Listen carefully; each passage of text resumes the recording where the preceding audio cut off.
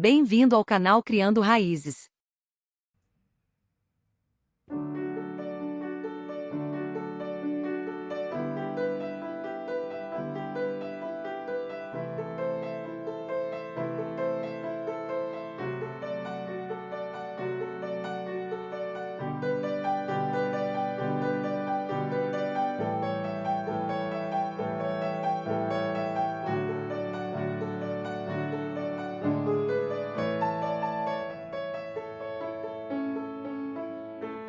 Arca de Noé.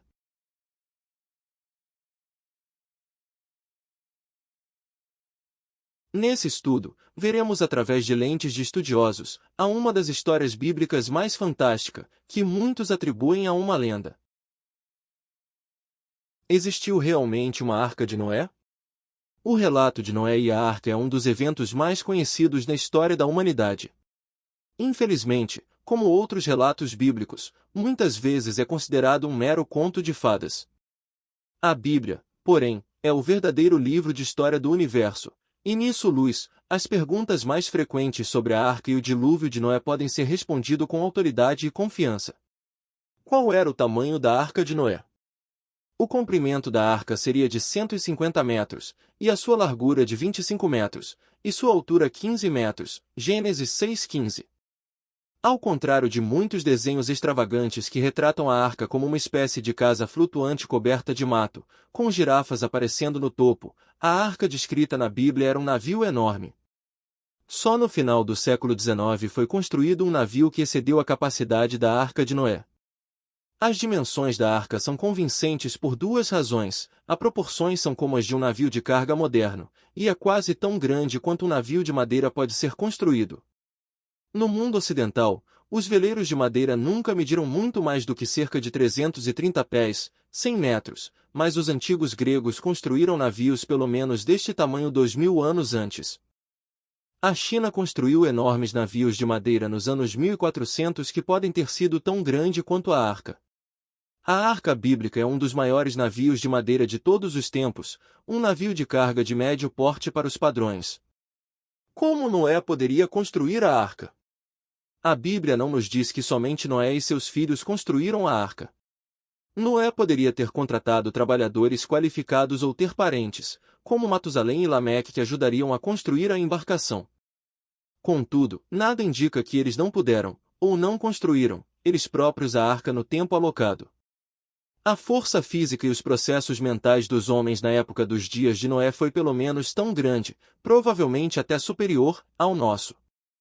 Ele certamente teria tido meios eficientes para colher e cortar madeira, bem como para moldar, transportar e erguer as vigas maciças e placas necessárias. Se hoje um ou dois homens conseguem construir uma casa grande em apenas 12 semanas, como muito mais poderiam 3 ou 4 homens fazer em poucos anos? Descendentes de Adão estavam fazendo instrumentos musicais complexos, forjando metal e construindo cidades. Suas ferramentas, máquinas e técnicas não eram primitivas. A história mostrou que a tecnologia pode ser perdida. No Egito, na China e nas Américas, as dinastias anteriores construíram edifícios mais impressionantes ou tiveram edifícios mais finos. Muitas das chamadas invenções modernas revelaram-se reinvenções, como o concreto, que foi usado pelos romanos. Mesmo contabilizando a possível perda de tecnologia devido ao dilúvio, as primeiras civilizações pós-diluvianas possuíam todo o conhecimento de engenharia necessário para um projeto como a Arca de Noé. As pessoas estavam serrando e perfurando madeira nos dias de Noé, apenas alguns séculos antes de os egípcios serem serradores e perfuradores de granito. É muito razoável. A ideia de que mais primitivo as civilizações estão mais atrás no tempo é um conceito evolutivo. Na realidade, quando Deus criou Adão, ele era perfeito. Hoje, o indivíduo, o intelecto humano sofreu 6.000 anos de pecado e decadência. O súbito aumento da tecnologia nos últimos séculos não tem nada a ver com o aumento de inteligência. É uma combinação de publicação e compartilhamento de ideias, e a disseminação de invenções importantes que se tornaram ferramentas de investigação e fabricação. Uma das ferramentas mais recentes é o computador, que compensa muito nosso declínio natural no desempenho mental e disciplina, uma vez que nos permite reunir e armazenar informações como talvez nunca antes. Como Noé pôde reunir tantos animais? Noé não precisou procurar ou viajar para lugares distantes para trazer os animais a bordo. O mapa mundial estava completamente diferente antes do dilúvio, e com base em Gênesis 1, pode ter havido apenas um continente. Os animais simplesmente chegaram à arca como se fossem chamados por um instinto de retorno, um comportamento implantado nos animais por seu criador, e subiram a rampa sozinhos. Embora este tenha sido provavelmente um evento sobrenatural, que não pode ser explicado pela nossa compreensão da natureza, compare-o com o impressionante comportamento migratório que vemos em alguns animais hoje. Ainda estamos longe de compreender todos os maravilhosos comportamentos dos animais exibidos na criação. A migração dos gansos canadenses e de outras aves, os voos incríveis das borboletas monarca, as viagens anuais de baleias e peixes, a instintos de hibernação, sensibilidade a terremotos e inúmeras outras capacidades fascinantes do reino animal de Deus. Os dinossauros estavam na Arca de Noé? A história da criação de Deus, contada em Gênesis 1 e 2, nos diz que todas as criaturas que vivem na terra foram feitas no dia 6 da semana da criação, o mesmo dia Deus fez Adão e Eva. Portanto, é claro que os dinossauros, sendo animais terrestres, foram feitos com o homem. Além disso, 2 de cada tipo, 7 de alguns, animais terrestres embarcaram na arca. Nada indica que algum dos tipos de animais terrestres já estivesse extinto antes do dilúvio. Além disso, a descrição de gigante no capítulo 40 do livro de Jó, Jó viveu depois do dilúvio, só se encaixa com algo como um dinossauro saurópode. O ancestral do gigante deve ter estado a bordo da arca. Também encontramos muitos dinossauros que foram presos e fossilizados no sedimento do dilúvio. Lendas generalizadas de encontros com dragões dão outra indicação de que pelo menos alguns dinossauros sobreviveram ao dilúvio. O único jeito poderia acontecer se eles estivessem na arca. Mesmo os juvenis dos maiores animais terrestres não apresentam problemas de tamanho, e sendo jovens, têm toda a vida reprodutiva pela frente. No entanto, a maioria dos dinossauros não eram muito grandes, alguns eram do tamanho de uma galinha, embora absolutamente nenhuma relação com pássaros, como muitos evolucionistas estão agora dizendo. A maioria dos cientistas concorda que o tamanho médio de um dinossauro é, na verdade, do tamanho de um bisão. Por exemplo, Deus provavelmente trouxe a Noé 2 jovens saurópodes, por exemplo, apatossauros, em vez de 2 saurópodes adultos. O mesmo vale para o tipo elefante, o tipo girafa e outros animais que se tornam muito grande. No entanto, havia espaço adequado para a maioria dos adultos de animais de qualquer maneira. Quanto ao número de diferentes tipos de dinossauros, deveria ser reconhecido que, embora existam centenas de nomes para diferentes variedades, espécies, de dinossauros que foram descobertas, provavelmente existem apenas 60 a 80 tipos reais diferentes. Como poderia uma inundação destruir todos os seres vivos?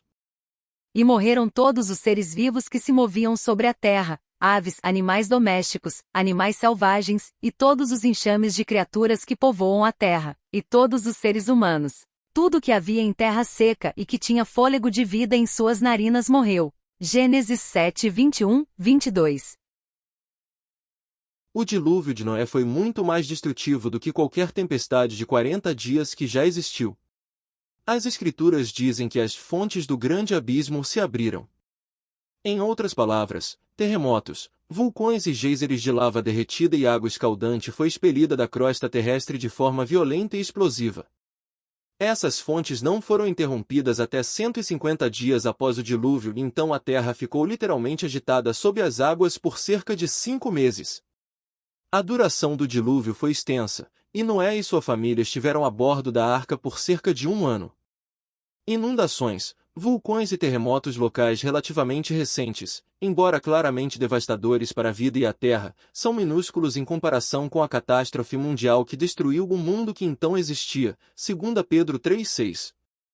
Todos os animais terrestres e pessoas que não estavam a bordo da arca foram destruídos nas águas da enchente, bilhões de animais foram preservados no grande registro de fóssil que vemos hoje.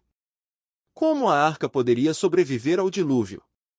A descrição da arca é muito breve, Gênesis 6, 14 e 16. Aqueles 3 versículos contêm informações críticas, incluindo dimensões gerais, mas Noé quase certamente recebeu mais detalhes do que isso. Outros divinamente especificados são as construções da Bíblia, que são meticulosamente detalhadas, como as descrições de tabernáculo de Moisés ou o templo na visão de Ezequiel. A Bíblia não diz que a arca era uma caixa retangular. Na verdade, a Escritura não dá nenhuma pista sobre o formato da arca de Noé além das proporções comprimento, largura e profundidade.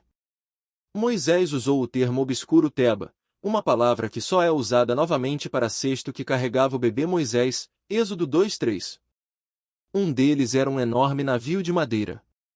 E o outro, uma pequena cesta de vime. Ambos flutuam, ambos resgatam vidas e ambos são abordados. Mas a semelhança acaba ali. Podemos ter certeza de que a cesta do bebê não tinha as mesmas proporções da arca, e as cestas egípcias da época eram tipicamente arredondadas. Talvez Teba signifique barco salva-vidas. Durante muitos anos, os criacionistas bíblicos simplesmente descreveram a arca como uma caixa retangular. Esta forma ajudou a ilustrar seu tamanho, evitando as distrações da curvatura do casco. Também facilitou a comparação do volume.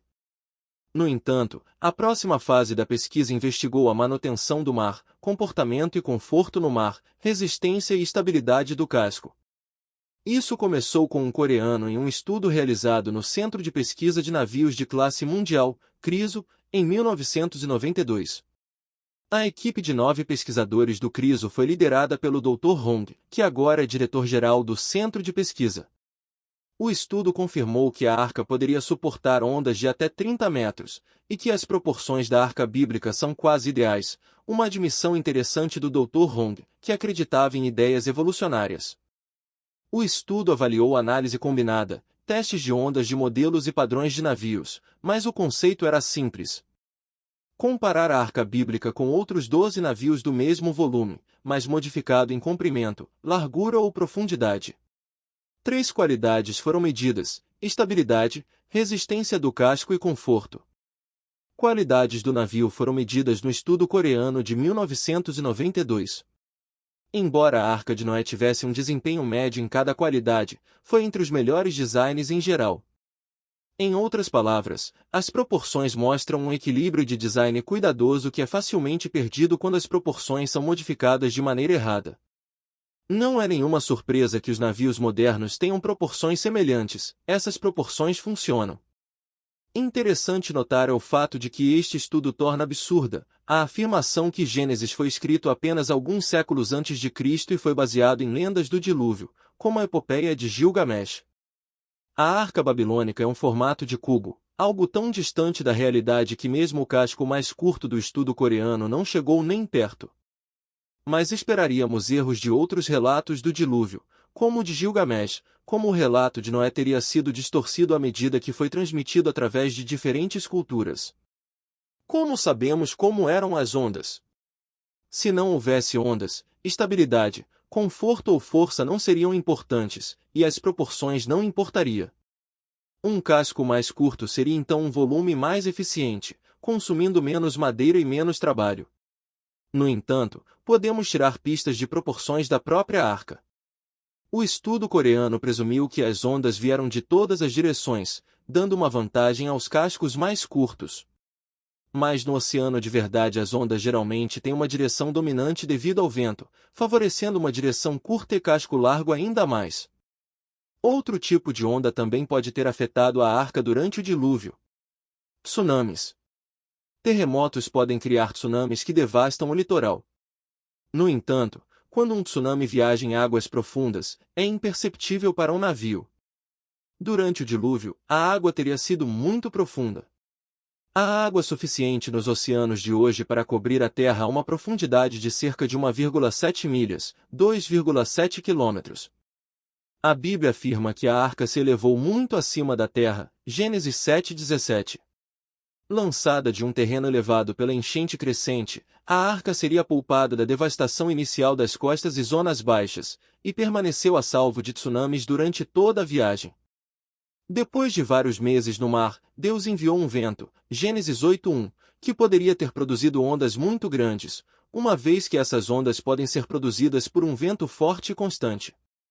Viajando lentamente com o vento, Não precisava de velocidade, mas a Bíblia diz que a arca movia-se na superfície das águas, Gênesis 7:18.